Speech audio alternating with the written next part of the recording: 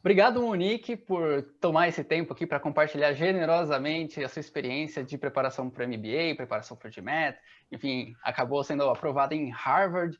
Eu queria que você pudesse começar se apresentando, quem era essa Monique, né? Antes de entrar em Harvard, o que você fez na parte acadêmica e também na parte profissional?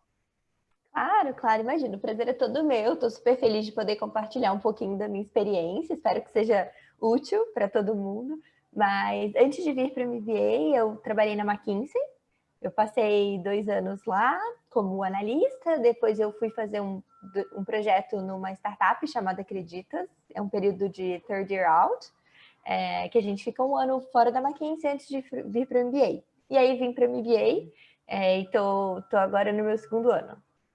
Que legal. Quando você saiu da faculdade, você foi direto para a McKinsey? Não, na verdade, isso é um outro capítulo. A longa história, eu fiz faculdade em São Carlos e fiz um curso que chama Ciências Físicas e Biomoleculares. E aí, super voltado para a área científica. Eu trabalhei 1 ano e meio na área, na Braskem. E aí, Aham. depois que eu fui para a McKinsey. Mas naquela época eu atuava numa área muito diferente do que hoje eu faço no MBA, né? Que é negócios, administração. Eu trabalhava com ciência mesmo. Completamente. Isso, então eu estava no laboratório, de jaleco branco, enfim, trabalhava com desenvolvimento de tecnologias renováveis, especificamente no time de plástico verde. Que E foi uma fase legal, super que legal, diferente. mas eu brinco que são assim, vidas passadas, que é bem diferente do que eu faço hoje, mas Com certeza.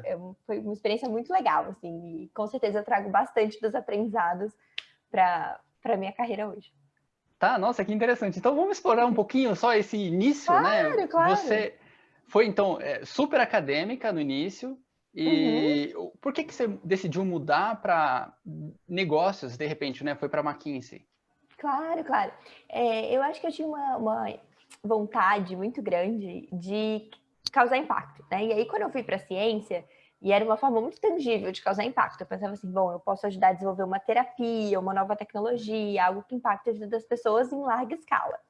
Só que quando eu cheguei lá e vi o funcionamento da empresa que eu estava, eu falei, bom, eu também posso impactar, não estando do lado do laboratório, mas do lado das decisões de negócio, de quem no fim do dia decide se a gente vai fazer um plástico verde, por qual rota a gente vai, e economicamente como é que isso se torna viável. Então, acho que eu vi muito de perto esse dilema e falei, poxa, acho que talvez eu gostaria de tratar desse problema estando do outro lado, não na bancada. E aí Uhum, eu comecei a sentir essa inquietação. E aí, na época, tinha muitos esses processos de consultoria, né? Até hoje tem, que ajudam uhum. gente que tem backgrounds muito diversos a conseguir entrar no mundo de negócios, porque eu não tinha nenhuma formação nisso, né? Tinha estudado durante a faculdade física, química, biologia, então muito diferente. E aí eu vi a oportunidade de entrar numa consultoria com uma chance de fazer essa transição e causar impacto desse outro lado. E aí entrei na McKinsey e adorei. Acho que tem muito mais a ver comigo, acho que tem muito, né, a ver com o estilo de cada um e a forma como você se identifica com o seu trabalho. E eu acho que eu estou podendo, sim, alcançar esse impacto agora de uma maneira diferente, mas desse lado, olhando para os negócios como consultora. Legal. Então, bom, você entrando na McKinsey, eu imagino que o MBA tenha sido meio que uma consequência natural, né? Exato, Tem muita exatamente. pressão do meio ali. Total, e faz parte da carreira, na verdade, né? Então, não Uhum, é algo que é obrigatório, mas já foi construída ao longo de todos esses anos de McKinsey essa evolução de carreira, em que você entra como analista, você escolhe fazer esse programa que eu comentei no começo, do Third Year Out ou não, e aí uhum. você vai para o MBA e depois você volta como associate. Então, essa é a carreira tradicional. Não é necessariamente preciso fazer o MBA, mas acaba sendo um caminho que 95% das pessoas tomam, porque é uma super oportunidade, né? Com certeza, com certeza. Então, beleza, você já estava em mente aí de fazer o MBA quando você fez o third year out lá na McKinsey? Tá. Na verdade, quando você entra na carreira na McKinsey, isso já começa a ficar na sua cabeça, né? Porque tem essa Tá. cultura. Ao seu redor você vê os seus veteranos de McKinsey se preparando, você vê o pessoal que já foi e Uhum, voltou. Então, pessoalmente, não era uma aspiração que eu tinha, porque não vindo desse mundo de negócio, eu nem sabia que MBA existia. Quando eu pensava numa pós-graduação, eu pensava no mestrado, no doutorado, mais científico, uhum. né? Que era o meu background anterior. Mas aí eu comecei a ficar imersa nesse mundo, e então é algo que vai acontecendo naturalmente. Já tem mais ou menos o timing que todo mundo começa a se preparar. Você consegue aproveitar a expertise dos veteranos para saber quem são os consultores que eu posso contratar para me ajudar nesse processo, qual mais ou menos o timing de fazer o GMAT, quem tem os livros para me emprestar. Então é bem natural essa transição. Então, eu diria, eu entrei aqui em 2019, então eu apliquei em 2018, e eu comecei a pensar sobre isso de uma maneira mais concreta no final de 2017.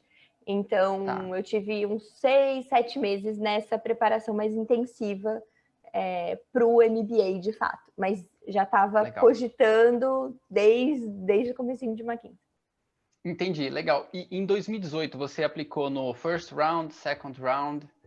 Apliquei no first round. Então, como eu tive mais tempo, né? Eu já sabia, era uma coisa que já estava mais planejada para mim. E eu tive mais tempo para me preparar, deu tudo certo para aplicar no primeiro round. Mas aí eu fiz uma escolha e eu comecei com algumas escolas só. E pensei, bom, se não der certo, eu vou ter algumas como plano B para aplicar no second round. Então, esse foi mais ou menos o racional. Legal. E quais foram as escolas que você tinha elencado aí para o primeiro round? Claro, eu acho que tem escolas incríveis. Eu acabei tomando decisão muito guiada. Eu fechei esse primeiro grupo muito guiada por motivos pessoais. Então, na época, o meu marido também ia para os Estados Unidos e a gente precisava escolher cidades em que ele teria mais chance de seguir a carreira dele. Ele não veio fazer o MBA, ele veio trabalhar. Então, a gente decidiu que cidades como Boston seriam boas para ele, porque estando aqui na costa leste, né? O Wharton, então na Filadélfia também faria sentido. E do outro lado, perto de São Francisco, Stanford. Então eu apliquei para MIT, HBS, Wharton e Stanford. Foi para as 4 nesse começo, com muita dor no coração. Eu não apliquei para nenhuma em Chicago.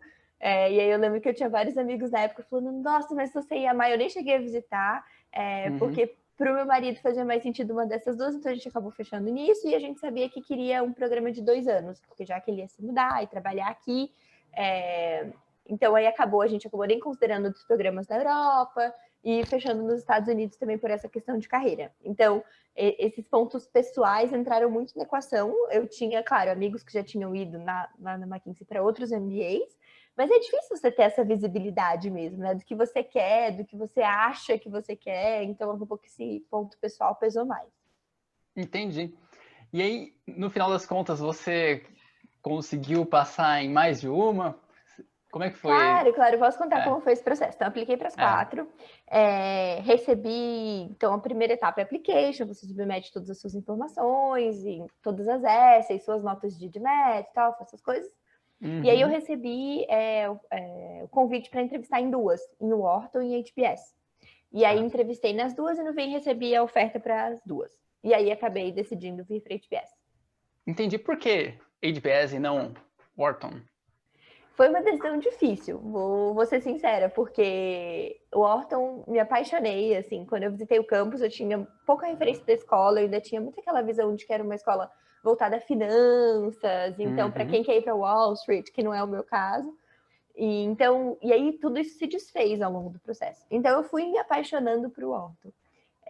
No caso de HBS, eu acho que tem toda aquela coisa de Harvard, e para minha família, eu lembro que quando eu recebi a oferta e falei com os meus avós, por exemplo, eles choraram, assim, porque eles, sabe, né, aquela coisa de ver nos filmes e ter aquele ideário, imaginário, sabe? Então, acho que isso pesou bastante para a decisão, mas foi difícil porque ambas são escolas incríveis. Eu acho que as oportunidades que você vai ter em ambas as escolas são excelentes.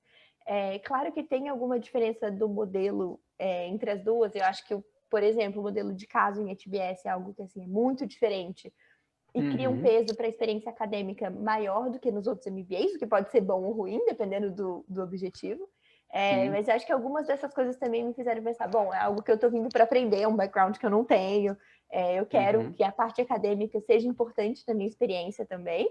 Então, acho que isso foi puxando um pouquinho mais para Boston, e aí a gente acabou decidindo vir para cá. Mas não foi fácil, não. Assim, eu fiquei até os 45 do segundo tempo. E aí, o que eu faço? Certo. E, bom, antes da gente entrar um pouquinho na experiência de como está sendo, vou voltar um pouquinho só para entender mais o processo de application, né? Você já tinha lá Claro. uma certa estrutura e tal, mas para quem não conhece nada, né? O que que... Bom, deixa eu entender a sua trajetória. Você começou fazendo o quê? Você começou estudando para o GMAT, estudando para o TOEFL, fazendo essay, o que que você fez? Ótima pergunta. Eu comecei, só para também clarificar, Uhum, eu tive a ajuda de um consultor nesse processo. Então, eu tive uma uhum, pessoa que é especialista em processos de recrutamento para MBA e ele me ajudou nesse processo. Então, a decisão dessas etapas, eu não tomei sozinha, ele me ajudou a me direcionar. Mas como é que foi, legal. né? Você pode compartilhar quem é? Porque tenho Claro, certeza que claro. muita gente vai ter curiosidade de saber, né? Claro, eu fiz com o pessoal da Philadelphia Consulting, Legal. em São Uhum. Paulo, e a pessoa que me ajudou foi o Paulo César, Maravilha. que era Tá uma pessoa ótimo. que já tinha ajudado amigos, e eu tinha boas referências dele. Quando eu conheci, eu gostei bastante, e aí acabei seguindo o processo com ele. E aí a primeira coisa que ele me disse foi: Monique, antes de qualquer coisa, tira o GMAT da sua frente, faz logo essa prova. Então foi meu primeiro foco. Uhum. Eu precisei estudar bastante, porque não foi, eu acho que tem estilos diferentes de pessoa, tem gente que começa a se preparar e rapidinho pega o jeito, faz uns 2 simulados, já tira nota boa, faz a prova de sucesso, não foi meu caso. Eu Tá. precisei de mais tempo, então foi bom ter começado cedo, porque eu tirei isso da frente e aí depois consegui me dedicar às essays. E então o processo, eu comecei com o DMAT, tirei da frente, aí fiz um processo Tá. preparatório pré-essays junto com esse consultor, que ele me Uhum. ajudou a escrever um pouco sobre a minha história, refletir, ainda não no modelo de essay, mas com o objetivo de criar essa coletânea, né, e fazer esse processo de reflexão.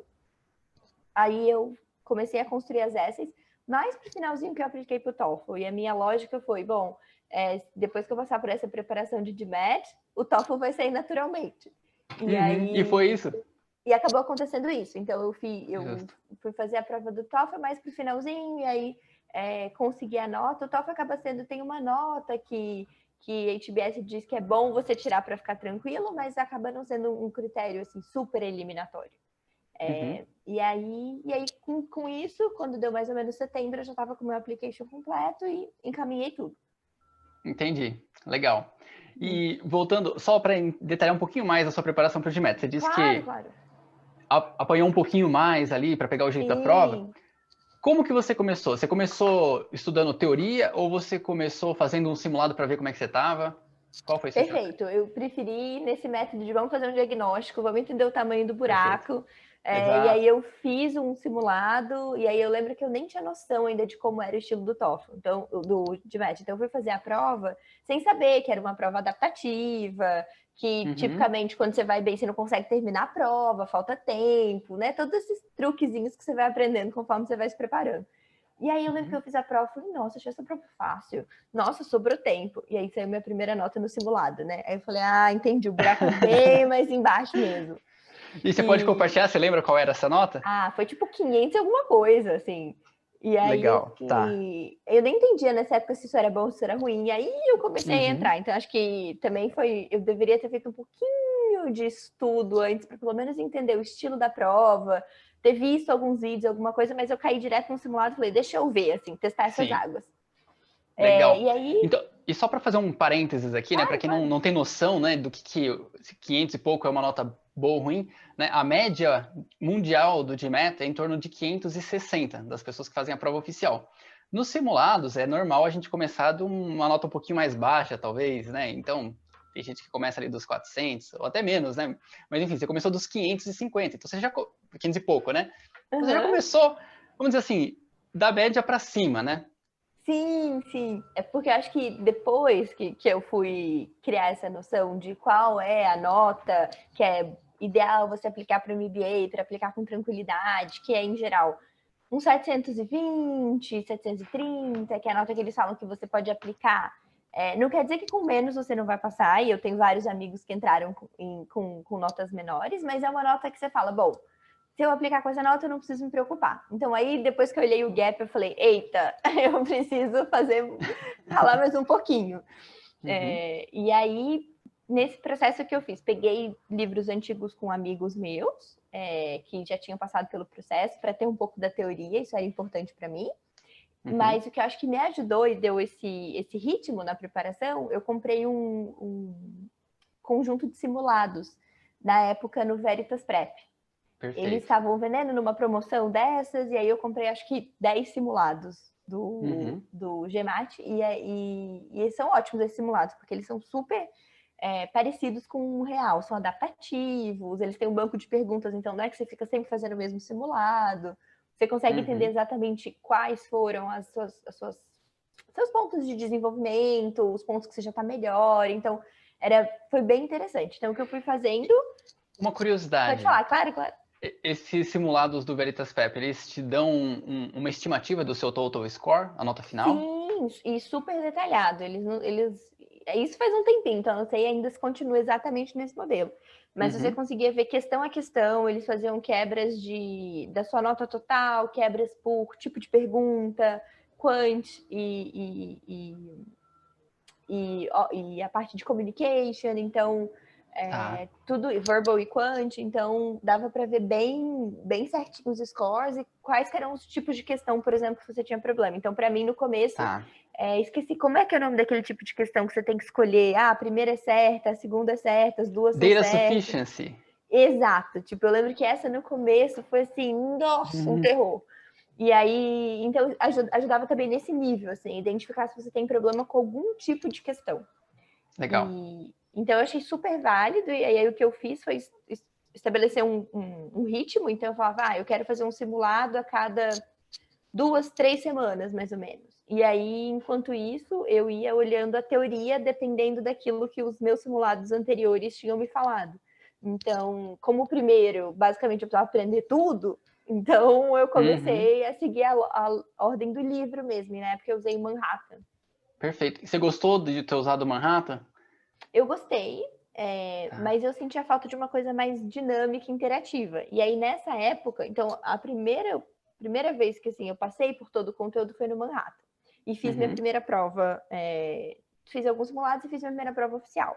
E aí, nessa primeira prova eu tirei 650, que já foi uma evolução, que era uma primeira nota legal para uma prova, mas ainda longe do que eu precisava para o MBA. E aí eu pensei, poxa, Desculpa, só para... Você falou 650 foi na prova oficial?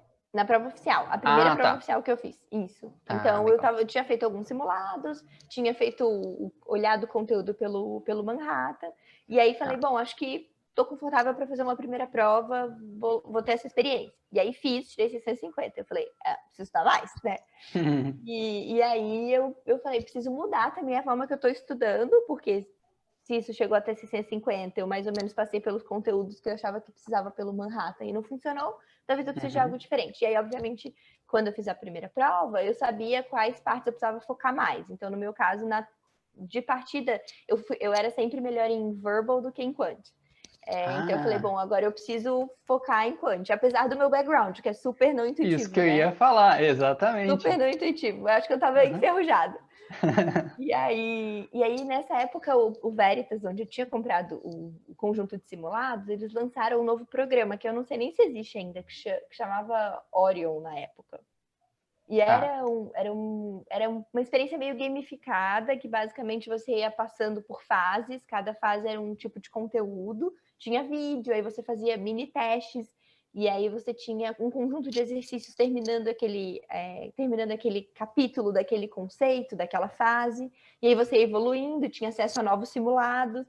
E aí, como eles estavam pilotando isso na época, tinha um free trial. E eu falei, já testei o Manhattan, não deu certo, por que não testar esse? E aí eu testei me preparar por essa ferramenta. E eu adorei. Porque justamente esse componente mais interativo, o fato de você ter uma lição, ter um vídeo explicativo, aí já fazer um exercício para fixar, entender exatamente onde estão seus gaps, o fato de dar um ritmo também, porque aí você colocava, eu lembro nesse sisteminha, qual que era a sua nota de partida, a nota que você queria chegar, e ele te ajudava a definir qual que era o ritmo que você tinha que estudar. Então também eu achei super interessante nesse aspecto. Perfeito. E aí eu fiz completei como se fosse esse circuitinho.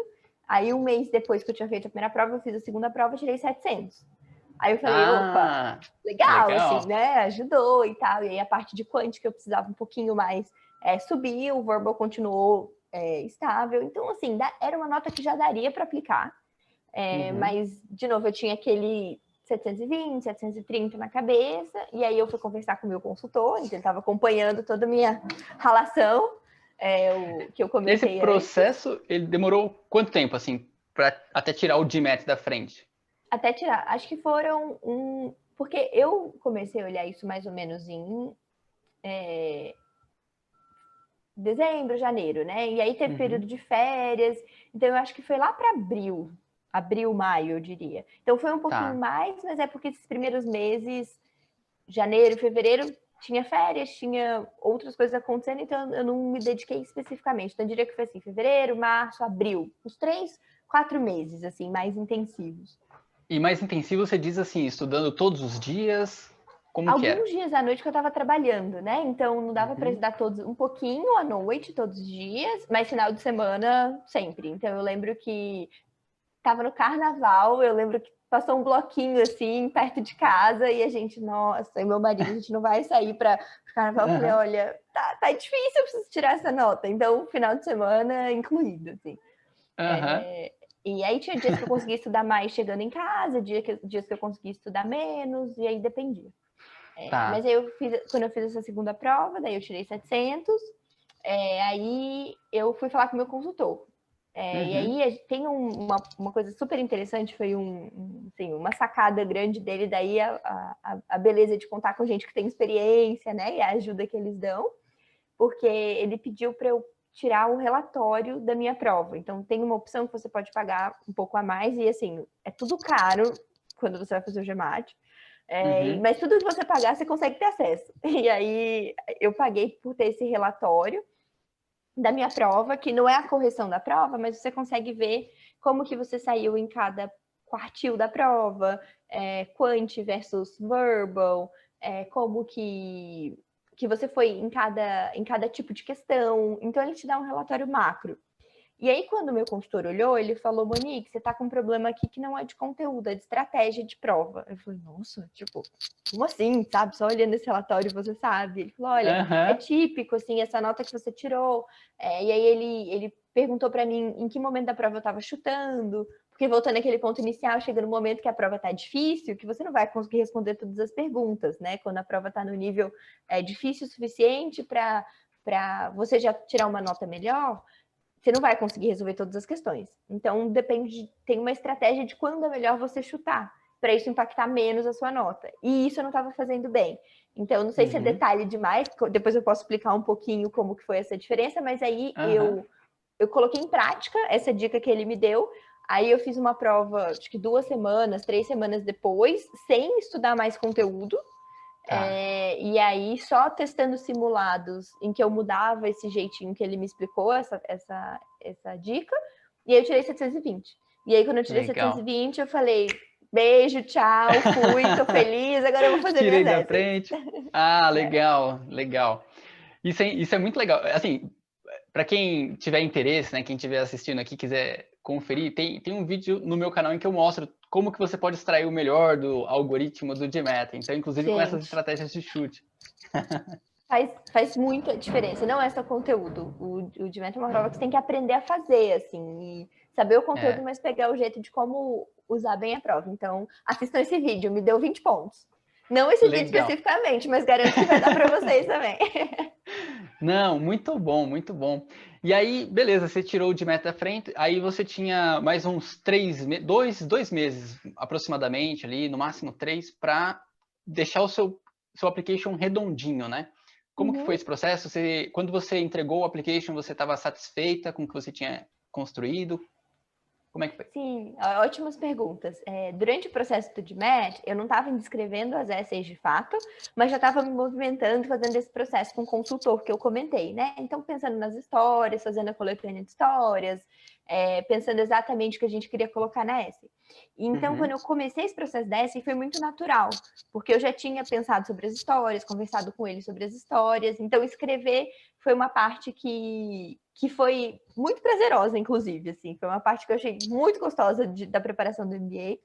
E aí foi nesse período, então foi nessa fase que eu escrevi mesmo essa e que eu pedi ajuda dos recomendadores para também falarem sobre mim.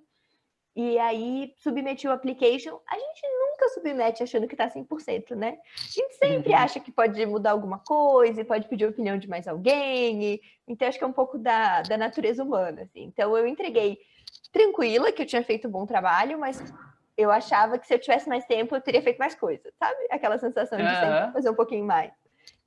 Mas fiquei feliz, senti que eu tinha conseguido fazer o processo num tempo bom, com tranquilidade. Tinha sido um processo prazeroso, principalmente depois que passou o GMAT, eu gostei pra caramba. E aí entreguei e falei, bom, agora que o melhor aconteça. Que legal, show. E aí, bom, você já contou essa história de você foi aprovada. E você, eu imagino, né? Você está indo pela McKinsey, então a McKinsey está patrocinando o seu MBA. Certo? Isso, exatamente. Mas quando você, enfim, aplicou, a Harvard chegou a te dar alguma bolsa, algum desconto? Como que... Uma ótima pergunta, porque esse ponto que eles chamam aqui de financial aid, né, ajuda financeira, faz muita diferença.